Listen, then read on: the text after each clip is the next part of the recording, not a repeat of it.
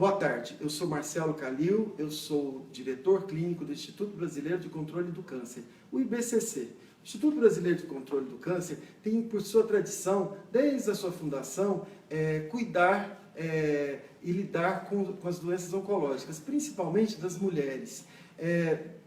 Falando das mulheres, nós lembramos do Outubro Rosa. O Outubro Rosa, ele se iniciou nos Estados Unidos por campanhas meio descentralizadas que tentavam levar a conscientização sobre o câncer de mama, a conscientização da forma mais fácil de lidar com o câncer de mama. Como é mais fácil? É sempre difícil, mas se for detectado no início, pela prevenção, hábitos saudáveis, ou pela mamografia, que faz o diagnóstico precoce, você consegue ter menos danos para a mulher, menos danos para a população, para a família, para a comunidade, menor o custo e maior a chance de cura. Portanto, nós estamos lidando com uma doença, com um mês que é o mês rosa, em alusão às mulheres, é um mês da prevenção da doença que maior incidência tem na mulher, exceto se a gente excluir o câncer de pele, o câncer de mama é o número 1 na mulher. Então, tem mais de 50 mil casos por ano no Brasil. Então, casos novos por ano, 50 mil no Brasil, isso é muito sério. É um problema de saúde pública, é um problema de toda a comunidade, das mulheres, dos homens, da família e de toda a população. Portanto, os gestores devem estar atentos e nós também devemos estar atentos. Porque se nós pensarmos que é uma doença que, se for detectada no início, ela tem um tratamento com menor custo, menor dano para a mulher, menor dano para a família e vai conseguir a cura, nós devemos pensar que é muito melhor prevenir e detectar precocemente. Portanto, nós estamos aqui, um grupo reunido para tentar unir forças e, mais uma vez, colher de vocês mais informações, perguntas e esclarecer aquilo que a gente puder. Se vocês observarem, minha camisa é rosa, eu também estou tentando conscientizar a população, é importante para nós, eu estou aqui com um grupo que é voltado para isso, e nós estamos à disposição para algumas questões que a gente vai discutir aquilo que for de relevância para você que está nos assistindo, para que você possa se informar melhor. Estamos aqui. Doutor, a Perla, a nossa fã Perla, ela está perguntando, ela vai fazer 40 essa semana, ela já pode fazer o exame? Então, o exame, a mamografia, ela é um exame, tem algumas coisas, Perla, eu vou responder a sua pergunta, mas antes eu gostaria de falar o seguinte, a mulher, quando faz o autoexame, ele é importante para o autoconhecimento, mas ele detecta nódulos de 1 a 2 centímetros. Quando o médico examina, ele detecta nódulos de 1 centímetro. O melhor exame para detectar antes dele ser nódulo é a mamografia, que detecta a lesãozinha antes dela ser palpável. Consequentemente, a gente vai ter muito maior chance de cura. A orientação que nós damos é, acima dos 40 anos, fazer a primeira mamografia entre 35 e 40 anos, e acima dos 40 anos, a mamografia deve ser feita anualmente. Portanto, Perla, você já pode fazer a sua mamografia, o acesso é muito importante para o sistema público, para o privado, para a saúde complementar, e nós devemos pensar o seguinte, se faz a mamografia, detecta no início, o tratamento é menos oneroso, menos gasto e a chance de cura é próximo de 100%. Perla, portanto, faça sua mamografia, isso é importante para você, para toda a comunidade. Então, todas as mulheres que estão completando 40 anos deveriam pensar nisso. Vamos lá, mamografia, a rede pública, a saúde suplementar deve dar esse apoio para que se faça esse exame e consigamos ter um diagnóstico precoce do câncer, porque a cura vai ser muito mais fácil. A Patrícia falou que ela tem 5 filhos e nunca fez exame. Ela tem medo porque diz que dói muito. O exame, Patrícia, é o seguinte, nós inclusive no IBCC nós temos o primeiro mamógrafo do Brasil, ele veio em 72. Acho que a gente nem era nascido ainda, né? Então esse primeiro mamógrafo, ele era um mamógrafo que apertava muito. Os mamógrafos mais modernos, eles apertam menos, mas é necessário uma compressão da mama para que se comprima e se observe todo o tecido mamário. Assim a gente vai conseguir detectar lesões mais iniciais, antes dele se tornar nódulo. Então é um exame que, por mais desconfortável que seja, ele é para o seu bem, para a sua saúde. Mais desconfortável ainda seria se a gente fizer a detecção de uma doença avançada. Aí ela causa dor, ela causa um dano maior, pode causar mutilação e pode levar ao óbito. Portanto, o desconforto da mamografia vale a pena, eu te garanto, Patrícia. Ótimo. A Fran Barata está falando, Ela diz que está aumentando muito o caso entre as jovens. Como que conseguir um diagnóstico precoce? Então, o diagnóstico mais precoce é com a mamografia, como eu já disse, e acima dos 40 anos. Se a mulher já tem algum caso de parentes em primeiro grau na família que tem, ela deve iniciar a realização da mamografia um pouco antes, ou seja, 10 anos antes daquele caso da parente de primeiro grau que observou. A Vera Lúcia Portela, ela falou que a mãe dela teve câncer com 72 anos. Qual é o grau de probabilidade dela também ter câncer? Tem alguma relação ou não? Então tem relação, a incidência de câncer familiar ela é importante, aumenta muito o risco quando você tem parentes de primeiro grau, principalmente do sexo feminino que tem câncer de mama, que tiveram câncer de mama. Mas de alguma forma ela tem um risco aumentado, portanto, mas não, nós temos que observar alguns fatores. Foi após a menopausa o câncer que a mãe dela teve, após os 72 anos, após 70 anos, então de alguma forma nós devemos pensar, ela tem um risco aumentado, mas se detectar no início, a gente vai conseguir o tratamento e conseguir a cura com maior facilidade. Lembrando, o câncer é mais agressivo e ele costuma ser... tem uma história familiar mais grave aquelas pessoas que têm vários casos na família de pacientes que apresentaram antes da menopausa, portanto antes dos 50 anos. Essas são pessoas que devem se preocupar mais, porque elas podem ter alguma alteração genética relacionada a esse câncer. Tá. A Mariana Luz, ela pergunta, se ela tem casos na família, existe alguma porcentagem dela desenvolver, porque ela teve casos na família também? Então, ela tem um risco aumentado de desenvolver. Mas uma coisa interessante que eu vou falar é que 75% dos casos novos de câncer, dessa parcela das pacientes que eu falei que vão aparecer o câncer, 75% não tem relação com o câncer familiar. Então, são pacientes que apresentaram câncer, que vão apresentar e não tem história familiar. Portanto, a história familiar é apenas um fator de risco, mas é uma doença que é mais comum na mulher. Uma mulher, 100 mulheres a cada caso no homem, então um caso no homem para cada 100 casos em mulher, então é uma doença mais prevalente no gênero feminino e também ela tem uma incidência maior naqueles pacientes que têm caso familiar. Mas se a gente observar, 75% dos casos que aparecem são mulheres que não têm história nenhuma de câncer. Ótimo. A Valéria, ela pergunta, a tomossíntese é melhor que mamografia?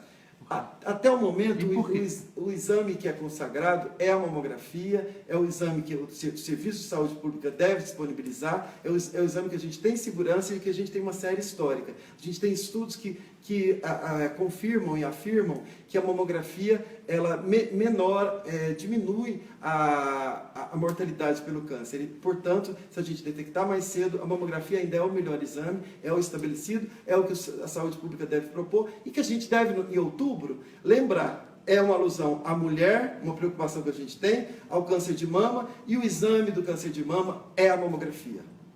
Ótimo. Por que ainda existe dificuldade de algumas mulheres de realizar mamografia? Quais são os fatores? Então, nós já vimos alguns fatores. Um deles é a cancerofobia, aquela mulher que não quer fazer porque ela tem medo de ter o diagnóstico de câncer. Mas nós podemos ter também aquela que não tem acesso ao médico para ele indicar o exame, aquela que não tem acesso ao exame de mamografia. E temos também um outro problema, temos aquela paciente que faz um diagnóstico com a mamografia e não tem um centro de referência para fazer esse tratamento. Então, nós devemos pensar em saúde pública, em promoção da saúde, prevenção das doenças, diminuir os riscos e detecção precoce. Não adianta a gente detectar precocemente se a gente não tiver os métodos. Então, temos que ter a mamografia. Se a gente conseguir também ter a mamografia e fazer o diagnóstico, muitas vezes esse diagnóstico vai ter que ser complementado por um estudo anatomopatológico. Então, tem que ter algum local para que ela faça esse anatomopatológico. Então, é um serviço de saúde que tem que estar à disposição. E nós temos que ter essa disponibilidade de acordo com a população. Uma vez detectado o câncer, tem que se tratar. Como que trata? Com cirurgia, com quimioterapia, com radioterapia. Esses são os 3 pilares básicos do tratamento. A Tatiana pergunta, quem tem silicone pode fazer uma mamografia ou deve ser algum outro exame que deve ser realizado? Então, o principal exame continua sendo a mamografia, pode ser feito, tem algumas manobras que facilitam a mamografia na paciente que tem prótese, porém a gente pode lançar mão também da ressonância magnética. Ótimo. Homem também pode ter? Estão perguntando. É um homem para cada 100 mulheres, então é muito mais raro nos homens. A gente tem alguns países da África onde as doenças do fígado são mais frequentes e as doenças do fígado levam a alteração hormonal que podem aumentar, levar a uma indução da carcinogênese da mama nos homens. No Brasil a gente tem uma média de incidência de 1 para cada 100 casos. E qual é o exame para eles? É o mesmo exame também, é o exame do médico, o médico vai examinar, fazer o exame clínico, ele também pode fazer o autoexame, se ele notar uma diferença, uma alteração, ele também vai fazer mamografia e o processo é o mesmo. Tem uma outra fã perguntando, ela vai realizar uma cirurgia para colocar uma prótese mamária. Ela pode retirar o tecido e evitar o câncer? Então, é muito polêmico isso ainda, nós não temos segurança ainda que se a mastectomia ou adenomastectomia profilática, ou seja, aquela retirada do tecido para proteger a mulher, se a gente vai ter benefício com isso ou não. Ainda é polêmico, algumas pessoas fazem o estudo até genético, é o caso Angelina Jolie, que a gente cita sempre, ela tem uma mutação do gene BRCA1 e 2, nessa mutação ela teria aproximadamente 80% de chance de ter câncer de mama. Então ela optou por fazer a retirada da prótese, do tecido mamário, desculpa. Mas com isso ela reduziu muito a chance dela ter câncer de mama. Mas isso não é um consenso ainda. Existem algumas orientações em favor e outras não. Para a população em geral, a gente não fala nisso, não é uma conduta que a gente defenda. Nós defendemos a mamografia sempre, acima dos 40 anos, anualmente. A Gi Gonzalez, ela fez uma punção e ela está perguntando se cistos podem chegar a virar um câncer de mama.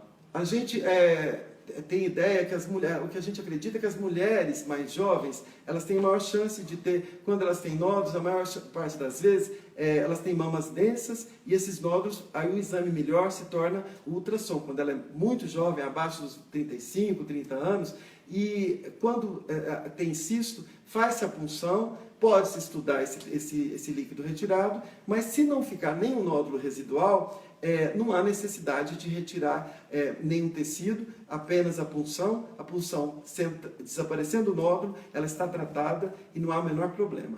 Inclusive com relação à coloração do líquido que sair nessa punção, isso não nos dá indício verde, marrom, isso não nos dá indício nenhum de ser câncer. Então, se tem alguma descarga papilar colorida, isso pode ser alteração funcional benigna da mama, não tem nada a ver com câncer.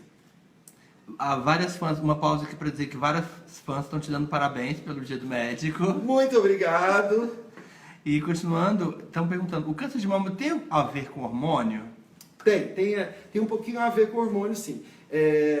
Aquela mulher que tem a primeira menstruação muito cedo e a menopausa muito tarde, aquela mulher que não amamentou, aquela mulher... Então tem uma série de situações que são associadas para levar a reposição hormonal também, apenas de estrogênio, às vezes não acompanhada pelo médico, também podem aumentar a chance da mulher ter câncer de mama. São aumentos de risco. Então tem a ver com hormônio, sim. A Adriana está falando, doutor, alguns dias eu fiz a mamografia, fez o ultrassom das mamas e descobriu que está com nódulos no seio direito. Desde então, não incomodava ela, mas agora ela está sentindo dores fortes. E ela está tendo febre. Ela pergunta se isso é normal e ela está falando que também faz tratamento hormonal, porque não tem nem útero nem nos ovários. Então, o tratamento hormonal, quando a mulher não tem útero, geralmente a gente não utiliza progesterona. Os ovários, obviamente que quando retira antes da menopausa, ele vai causar uma menopausa precoce, pode causar osteoporose, então muitas vezes é necessário fazer reposição. Mas tem que ter muito cuidado, que a reposição hormonal deve ser acompanhada de um exame, que é a mamografia, deve ser acompanhada de ter acompanhamento médico. Há indicações precisas, não dá para a gente afirmar nesse momento que toda mulher deve fazer reposição. Em alguns casos, há necessidade, quando essa necessidade deve se pesar o custo-benefício.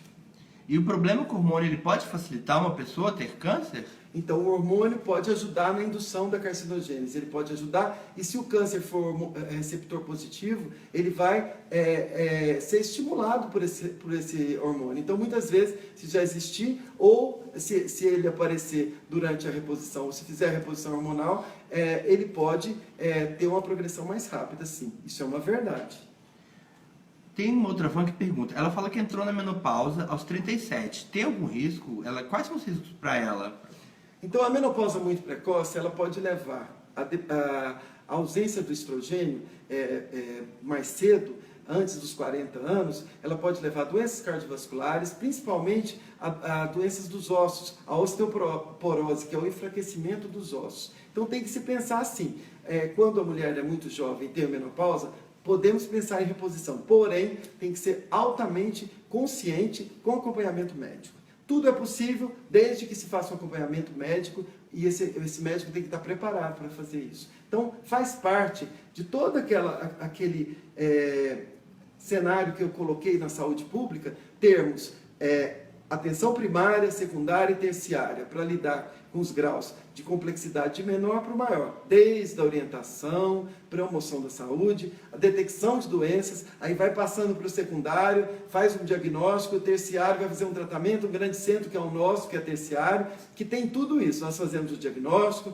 nós fazemos a cirurgia, a rádio e quimioterapia. Então, isso é um centro de maior complexidade, mas não dá para a gente falar, toda mulher deve fazer prevenção num centro de alta complexidade. Não, a prevenção é lá na atenção primária, ou seja, na unidade básica, com o seu médico de família, com o médico, seja do convênio, da saúde suplementar, mas de qualquer forma, nós temos que dividir em complexidade. A gente vai usar os casos mais complexos no serviço mais complexo. Obviamente que tem um custo maior, mas nós temos que oferecer isso à população.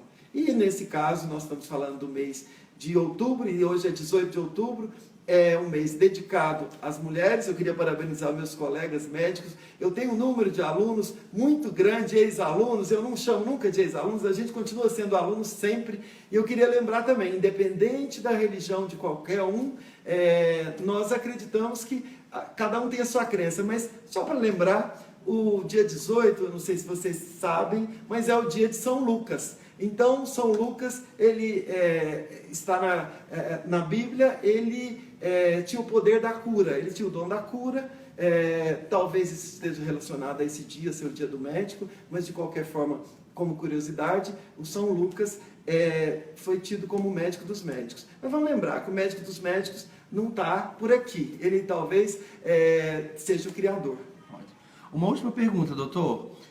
Tem a possibilidade de ter um diagnóstico errado, a pessoa fazer o exame e ter um diagnóstico errado? Tem essa possibilidade? E poderia ser o quê? Outra coisa? Sim, a possibilidade é quando nós temos uma lesão não palpável, uma lesão qualquer que na mamografia a gente suspeita de câncer, vai ser feito um estudo daquela região, o estudo vai ser indicado pelo médico e há a possibilidade daquilo não ser câncer, ou há a possibilidade também daquilo que você imaginou que fosse, não seja, mas obviamente que o exame vai ter uma sensibilidade razoável, alta e uma especificidade também alta. Ou seja, caso seja câncer, a imagem geralmente nos dá um indício disso, mas é apenas indício. O que vai confirmar é o exame da peça, o exame anatomopatológico. E lembrando, se a lesão é não palpável, você precisa tirar menos tecido, menor é o dano para a mulher, menor a alteração estética para o sistema de saúde, mais barato para o paciente, mais barato para o familiar, causa menos dano, menos problema.